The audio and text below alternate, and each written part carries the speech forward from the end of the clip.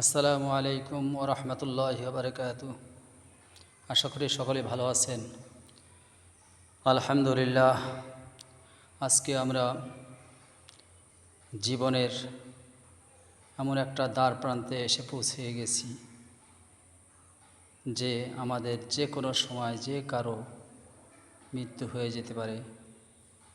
হুজুর আকরাম সাল্লাল্লাহু আলাইহি সাল্লামকে জিজ্ঞাসা করা হয়েছে, হুজুর মৃত্যুটা কি? তখন বলছে, মৃত্যু হলো এত নিকটে, তোমার যে ঘাড়ের শাহরগ আছে তার চেয়ে নিকটে হলো মৃত্যু। তো সেই জন্য আমরা যখন মরে যাব, আমাদেরকে কবরে রেখে দেওয়া হবে। আমাদের কবরের প্রস্তুতি কতটুকু, সেটাই আমাদের বিষয়। হযরত উসমান রাদিয়াল্লাহু তাআলা আনহু যখন কোনো কবরের পাশ দিয়ে যেতেন বা কোনো কবরের পাশে দাঁড়াতেন, তখন উনি এমন কাঁদা কাঁদতেন যে কাঁদতে কাঁদতে ওনার চোখ বেয়ে বেয়ে পানি পড়ে ওনার দাড়ি মুবারকগুলো ভিজে যেত।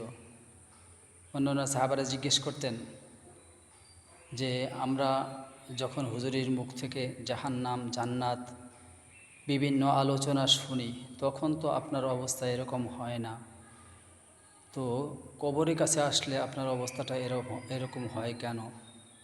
তখন উনি জবাবে বলতেন যে মানুষ পৃথিবীতে যাওয়ার পরেই প্রথম যে মঞ্জিল, প্রথম যে ঘাঁটি বা গেট, সেটা হলো কবর।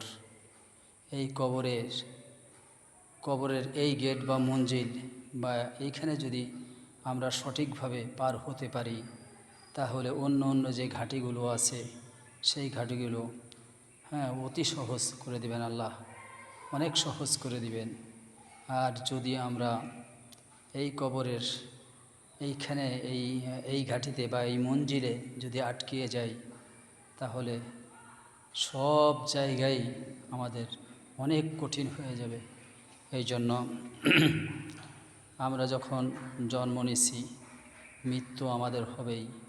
কোরআন শরীফে আয়াত আসছে, কুল্লু নাফসিন যায়িকাতুল মাউত। মৃত্যুর স্বাদ সকল প্রাণীকেই গ্রহণ করতে হবে। মৃত্যু অনিবার্য, মৃত্যু আমাদের হবেই। তো আসুন সকলে মিলিয়ে আমরা এমন কাজ করি, এমনভাবে চলি, এমনভাবে ইবাদত করি যাহাতে কবরের কোনো পেরেশানি, কোনো চিন্তা, কোনো কিছুই যাতে আমাদের ভিতরে না আসে।